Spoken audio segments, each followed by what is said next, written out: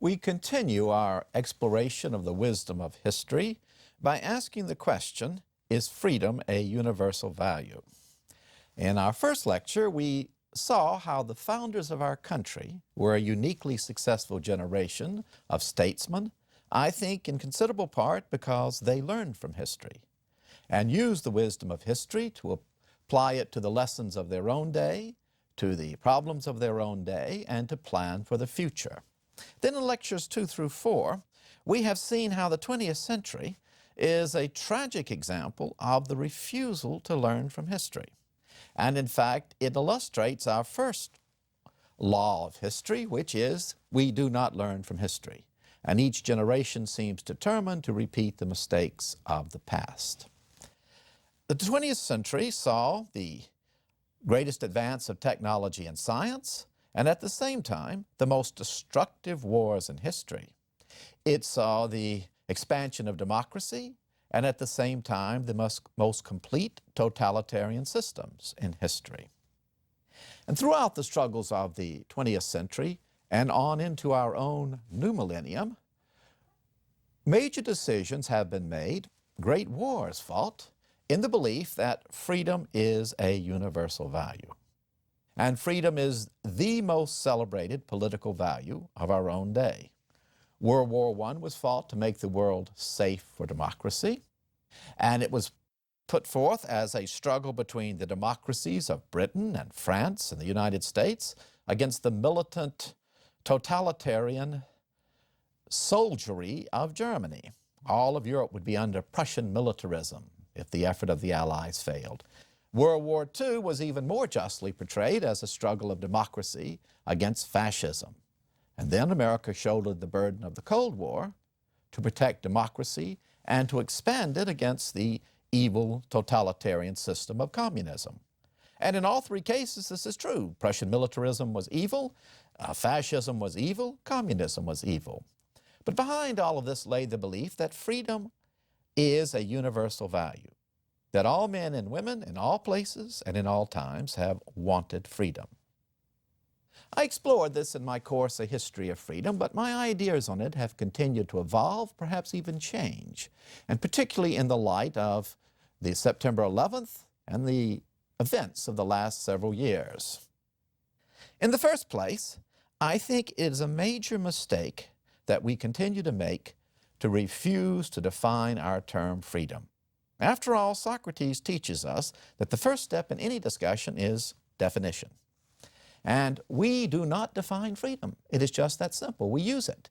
And it is a loaded word for which people live and die. Great decisions are made, but we don't define it. So I'm going to define it for you. Freedom really consists, as we normally use it, and you ponder this, of three component parts. There is national freedom, there is political freedom, and there is individual freedom. National freedom is the freedom of an entity, a nation, even a tribe, to be independent of any foreign control. A nation, a people defines itself, it defines who foreigners are, and its national freedom is being free from any foreign control. Then there is political freedom. And political freedom is the right to vote, to choose your own officials, the right to participate in the assembly, the right to say what you want in political discussions, right to fair trial. These are all part of political freedom. And then there is individual freedom. And that is the freedom to live as you choose as long as you harm no one else. That is what the founders of our country meant when they spoke of freedom time and time again. It is the freedom to live as you choose as long as you harm no one else. And Cicero already gives us this definition as the Stoic definition of freedom. And under individual freedom, we include a number of major elements. The freedom of conscience, the freedom to believe what you choose. It is the freedom to speak. It's the freedom to think what you want. It's economic freedom, the freedom to follow your profession. All of these, of course, religious freedom, all of these are part of individual freedom. They are not the same, and moreover, they do not all have to exist together. In the United States, we have achieved a remarkable balance and intermingling of national freedom, of political freedom, and of individual freedom. In fact, we have never known foreign conquest. We have a remarkable system of political freedom, so much so that we take it for granted. During the American Civil War, we, in 1864, go and have an election. Despite the crisis of the contemporary world, we hold our elections and go right ahead. And we have individual freedom. Freedom to say and do what we want in a degree seldom equaled in all of history. That is not true, however, in many places and in many times. National freedom is the most basic of these freedoms. And we see it today, for example, in North Korea. North Koreans are nationally free, but there is no political freedom, and there is no individual freedom. We might say the same of Hitler's Third Reich. There was national freedom, but no political freedom and no individual freedom. In the same way, the Roman Empire is a splendid example of having no national freedom. All the ethnic groups and nations were ruled by Rome, sometimes with an iron hand.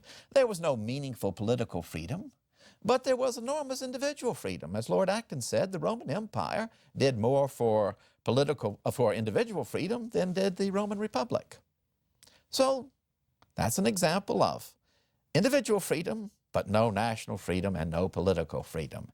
And we might say that Germany and Japan after World War II saw the end of their national freedom, but the birth of political freedom and of individual freedom in those two countries. So it is very, very careful that we distinguish between these and to realize that the kind of balance we have in America is almost unique in history. One of the closest examples before the 20th century would be the Athenian democracy, which had national freedom, and as the speech of Pericles, his funeral oration, tells us, it had the individual freedom to live as you choose as long as you harm no one else, and it also had political freedom. Historically, national freedom is the most essential component. And time again throughout history, nations have been willing to give up political freedom and individual freedom in order to protect themselves against foreigners. In fact, that is exactly what happened in Hitler's Third Reich. It is also true that great civilizations have risen and fallen without any clear concept of either political or individual freedom. In fact, ancient Egypt, the civilization that built the pyramids, which still awaken our awe, did not even have a word in their vocabulary for freedom, for liberty. In the ancient Near East, Mesopotamia, there was indeed a word for freedom, but it meant the gift of a sovereign, whether God or whether it was the king, such as the privilege of not paying taxes that year. That was a liberty you were granted that the king or the god could take away at his choice. So there was no clear concept of political freedom, no concept of individual freedom. The United States has seen a unique evolution in its idea of freedom. And in fact, we in America are the heirs of a coming together of 5 currents of freedom. And this coming together and functioning in such a superb fashion has given us the illusion, and it is a noble illusion, but at times it is dangerous, that the whole rest of the world wants freedom of the kind that we have. China, along with Mesopotamia, one of the earliest civilizations, never developed an idea of freedom. Now, it had a concept of national independence, chauvinistic, a hatred of foreigners from very early on. But the most seminal influence upon China is Confucius. And the Analects of Confucius, which we discussed in such detail in our course on books that have made history, does not talk of freedom. It is all about order. And China made the decision, as many people have, to accept the benefits of order and authoritarian rule against the dangerous responsibility, the awesome responsibility of self-government. So in China, in Confucius, and right on down to our own day, order flows down from the leader, from the king. And he sets the model for the people, and their model is dutiful obedience. The family, in fact, is the model for China, and that is the father is obeyed. And in return, the father gives loving care to the family as a whole. So China, one of the most subtle and brilliant of civilizations, has flourished without an idea of freedom. The Indus Valley civilization was, along with Mesopotamia, Egypt, and China, one of the early foci of civilization in the world. And the Indus Valley civilization, as it developed, as it was transformed by the invaders into India, again, did not develop either political freedom or very much sense of national freedom, of national independence and unity. It instead went inward. And in the writings of Buddha, roughly contemporary with Confucius, it is all about spiritual freedom. It is the individual's search for salvation. And what goes on in the rest of the world is of no real significance. I have shown you the path to liberation, to freedom, the Buddha says, but you must take it. It's an individual choice. So, the course in America has been in many ways unique. And in fact, the spread of democracy and political freedom throughout the 20th century has been due largely to the example of the United States. So let us ponder a bit how we came to view freedom as a universal value. We're not the first, of course. Julius Caesar said all men desire freedom, though there I suspect he's talking about the Gauls wanting their national freedom. But we made it into a founding principle of our United States when we said all men are created equal and they are endowed by their Creator with certain unalienable rights, among which are life, liberty, and the pursuit of happiness. And in the defense of this great cause, this great ideal, we have spread our ideas of democracy throughout the world. But there are 5 currents that have shaped our unique American view of freedom. One is the Old Testament. 2, Greece and Rome. 3, Christianity. 4, Britain. And 5, the contribution of our frontier to our idea of freedom. The Old Testament. That is the most noble example to come down to us from the ancient Near East of an idea of freedom. And it is all about national freedom, national liberation. And the book of Exodus tells how God called Moses to lead his people out of Egypt, out of the land of bondage, and at Sinai gives them 10 commandments, beginning with, I, the Lord thy God, am a jealous God. You will have no other gods before me. And the national liberation, the national freedom of Israel, rest upon this ideal that God has chosen them, given them a set of laws which they must obey. And as long as they obey these laws and follow in the path of God, then they will have national freedom. And the Old Testament is largely the story of Israel reaching greatness because it follows the way of God, and then of its collapse, its failure, because it deviates. That is the message of the Old Testament. And from that, the United States has inherited an ideal of ourselves as a chosen people. As Melville said, Herman Melville, we have been chosen to bear the ark of the liberties to the world. And the Old Testament was very, very important for the founders of our country. In fact, James Madison, in that same winter when he was preparing for the Constitutional Convention and when he was studying the lessons of Greece and Rome, also taught himself Hebrew and was reading the Old Testament. And it was fiery sermons from the pulpit during the American Revolution and sermons in favor of the Constitution that played a very important role in motivating the American people. And throughout our history, as we marched westward, we have viewed ourselves as chosen, put into this special place. And that is the legacy of the Old Testament. The idea that freedom is given to a chosen people in order that it may bear a special mission to the world. And we certainly have seen ourselves in that light. So our idea of national freedom has with it a strong component of this Old Testament chosen people. Then Greece and Rome. And from them we derive two crucial features of our American ideal of liberty. One is the ideal of political freedom, the idea to vote. There is nothing about voting in the Old Testament, and there is nothing about even your freedom of speech, your freedom of conscience, if it deviates from what you're supposed to say about God. Quite different in ancient Athens. There your freedom to speak was essential to your duties as a citizen. There your right to vote. There your right to vote was tied up with your obligation to serve in the military. And the idea that freedom was also a responsibility was crucial to the Greek and to the Roman ideal of freedom. So too in the Roman Republic. Freedom was the freedom to vote, the freedom to serve in office, to serve in your army, the responsibility as well to serve in your army, and it was a thoroughgoing concept of political liberty.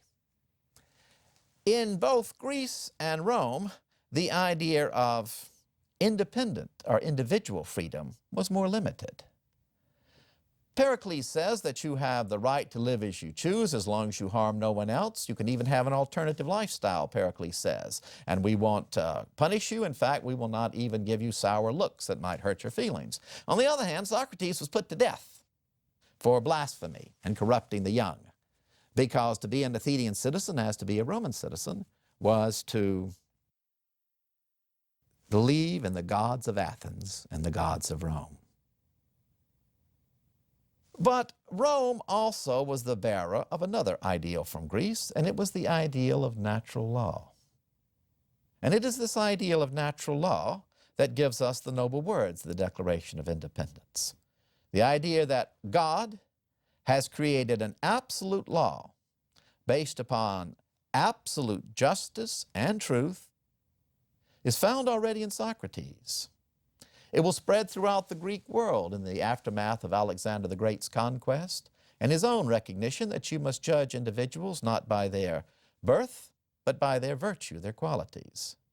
And Rome would carry this to the world. In fact, Roman law had written into it under the empire that all men are created equal and they are endowed by their Creator with the right of liberty. That is what God had wished. But human society being such as it is, then many people would be denied their liberty. Slavery would exist and Roman law must deal with slavery. But the idea was there. And this noble idea of natural law would pass from Rome into Christianity. And St. Paul would talk that there is neither barbarian nor Greek. There's neither free nor slave, but all are one in Jesus. So natural law would become fundamental to Christianity. And Christianity is a religion of freedom.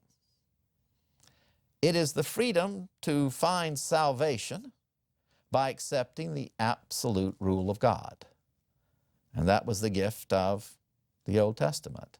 As Paul says, having become the slave of God, you are free unto life itself. And Christianity provided also for our country another crucial idea, that of the limitation of government power. This developed in Christianity in the 4th and 5th centuries AD, above all in Latin Christianity. And that was the idea that there are two spheres to the world.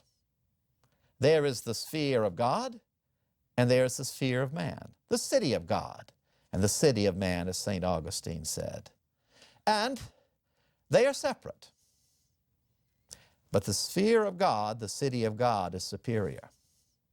And while you, as St. Paul said, owe absolute obedience to the powers that be, the governments that are appointed by God, they in themselves owe obedience to God. And ultimately, all through the Middle Ages, the clash would come between the Pope and the Emperor of the Holy Roman Empire, between the Pope and a king like John of England. And time again, the Pope would triumph because he possessed the keys to heaven and the ability to excommunicate, so that even the Roman Emperor, the Holy Roman Emperor in all his power, even the King of England in all his power, could not come to the sacraments of God and hence to salvation, as the Catholic Church saw it. So they would come and stand barefoot, shivering in the snow before the Pope to receive absolution. So from that came the idea of a limit upon the power of government. So Christianity, enriched through its transmission of natural law, through its continuation of the idea of God's choice, and through this limitation upon government to a higher law. Government is under the law, don't you see, the law of God, just like every individual. It enriched enormously the heritage of the United States. And with that came Protestant Christianity. The Protestantism of Luther and of Calvin. The Protestantism that some thought important enough that they would come all the way from England and brave the sea and settle in the inhospitable wilderness of New England, the Puritans, so that they could worship as they chose. They didn't want other people necessarily to worship as they chose, but as they chose, they wanted to be free. And they brought with them the idea of a chosen people, elected by God to spread His word, a new Israel brought to a new land. And with Protestantism came the ideal that you as an individual sit down with that Bible and you make your choice. You don't need a church to tell you. You don't need priests to tell you. You as an individual sit down. And that would echo profoundly in the crisis with Britain. For individual Americans would sit down and say, we know as individuals that our rights as Englishmen are being violated. And we as individuals make that decision to stand up and to separate ourselves from England, even to fight, even to commit treason, because we as individuals know our rights are being violated. That's a very powerful view. And this individual concept of knowing what your rights are was a gift of Christianity and of Protestant Christianity to our country. But what were your rights as Englishmen? That's our fourth component. The Old Testament, Greece and Rome, Christianity. But the fourth component is England, Britain. And our freedom is the heritage that we have received from Britain. It goes right back to Magna Carta in 1215, right back to the ideal that government is under the law. And in this case, not necessarily the law of God, the law of England. The concrete law of England, the common law, the law that is common to the whole realm. That is what government is under. And time again throughout English history, as our founders read English history, the king tried to reassert his authority. He tried to take back from Parliament the right of Parliament to decide about taxes. He tried to take back the need to consult with Parliament. He would, as King James did, say, I am the law of England, and be told in no uncertain terms by his Attorney General, you are not the law of England. The law of England stands above you, and you must obey it. How must I as king obey the law? You must obey it. And that echoed right down to our founders. And so they told Parliament, you are not the law of England. Now there they were perhaps on a little sketchier, a little more difficult ground, because it wasn't quite clear that there was an independent judiciary from Parliament. But the founders of our country were convinced that Parliament itself could not violate their rights as Englishmen. Those rights that went back to Magna Carta, and rights which they believed included the right to bear arms, the right to meet in assemblies of their choice, to choose their magistrates as they saw fit. Parliament itself is not above the law. And when they gave the Declaration of Independence, Jefferson's words, of course, ratified by the convention and read to enthusiastic crowds throughout the colonies. Jefferson's words in the Declaration of Independence brought together these two great streams of our freedom. Natural law from Greece and Rome, coming through Christianity, that all men are created equal, that they are endowed by their Creator with certain unalienable rights, among which are life, liberty, and the pursuit of happiness. And that governments are instituted among men to secure these individual rights. And when in the judgment of those individuals, that government no longer secures their rights, they have not only the right, but the duty to overthrow that government and establish new governments that will secure these rights. So he brought together natural law, our inheritance from Greece and Rome and Christianity, with this English concept. And he goes on then to list all the specific ways in which the King of England, King George, and those who are acting in his behalf, Parliament, have violated their rights as Englishmen. And when Jefferson gave the sources for his Declaration of Independence, he said, I wasn't creating new ideas. I was simply harmonizing the general sentiments of the age. Anything that you would find in Locke and Sidney, two great defenders of the English tradition, and Aristotle and Cicero. So Greece and Rome and the English tradition.